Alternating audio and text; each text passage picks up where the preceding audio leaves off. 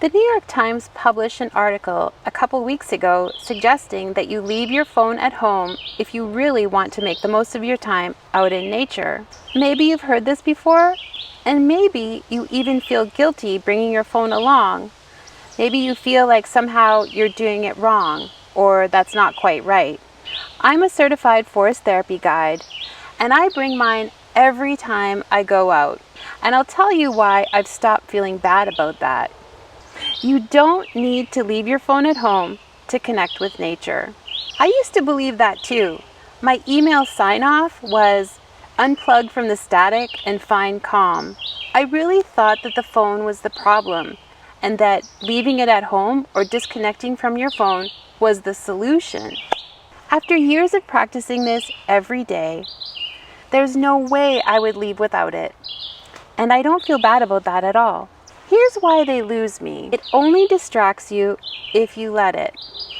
And leaving it at home, that's a privilege not all of us have.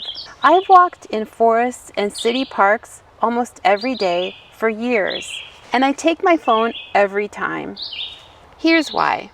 First of all, the phone helps me set a timer, so I can relax into the time without having to watch the clock. Because out here, sensing everything around me, I tend to lose track of time, especially when something unexpected happens. Say, for example, I walk near 10 robins that are all in the same tree at the same time. That was incredible, and I lost my sense of time in that moment. Or another time, just, usually seeing animals, and you get immersed in the moment, which is exactly what you want to be doing when you're out in nature. So setting a timer is really nice because then I don't have to worry about the time. It makes sense, right? And setting a timer too is really important for people who have schedules and when they need to be somewhere afterwards. So it's really nice to have a timer so you don't have to worry about the time and missing anything that might be happening after. It's also the easiest way to reach someone, right? To text or call in an emergency. Some of us don't have the luxury of going fully off the grid. It's just reality. So even for a few minutes, we can't do that.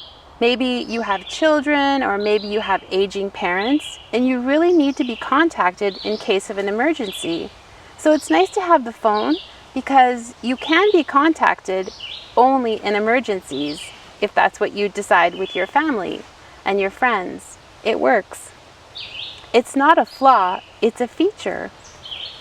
If it's distracting you, that's the settings, not the device. As we all know, we can turn off our notifications. We can use focus mode or do not disturb. Your time is yours. The phone can support you in being present instead of pulling you away. Something that I like to do as well is to use the camera to focus in on textures and colors and light. So I'll take photos of what I find around me, and I really enjoy it. So it's another way of noticing something or going a bit deeper. You don't have to have your phone out the whole time, but you can explore things a little bit more. It's fun. And if you do this every day, your ability to take photographs improves. It's great. You can even use it to ID plants. This is super cool. If you have an iPhone, select a clear photo of a plant in your Photos app. You'll see a little sparkle around the info icon. Tap it, and it opens your ID options.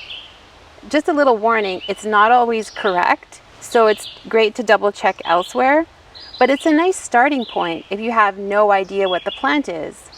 Personally, my favorite app for plant ID is iNaturalist, where real people verify your guesses. I've learned a lot about plant ID just from this app alone. And out in nature, your creativity opens up. And so it's really nice to have the phone with you so that you can open, let's say, the voice memo app, and you can record your ideas right while you're in nature. Or maybe you use the Notes app and you can record your notes, make notes about what you're thinking or feeling, record poetry.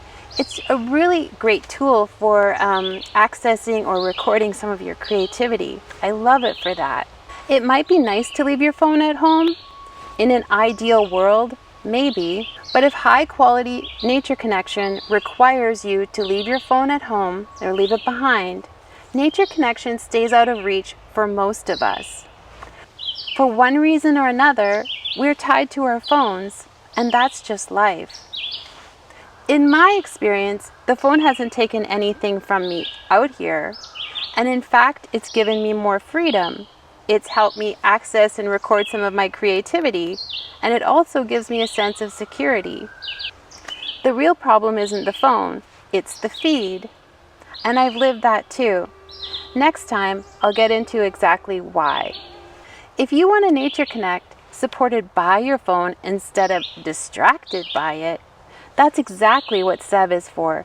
5 questions, your pocket, your time, your pace. Thanks for being here today and thanks for watching, and I hope you have a chance to take it outside.